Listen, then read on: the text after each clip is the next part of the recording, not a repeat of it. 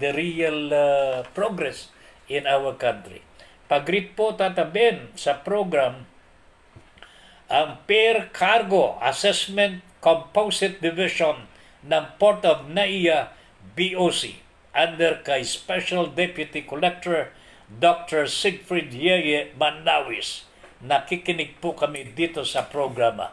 Hoy, Yeye, magandang umaga. Ito, kaibigan ko matalik ito, mga babayan. Ha? And one of the better guys sa Bureau of Customs, Dr. Siegfried Yeye Manawis. Good morning, Ye. Magandang umaga, and sana dumami pa po ang katulad mo. Okay? Sa mga taga-Pair Cargo sa Naiya, more work, ha? Ipagpatuloy po ninyo ang magandang paglilingkod sa ating mga bayan. Ito po ang EDSA revolution natin.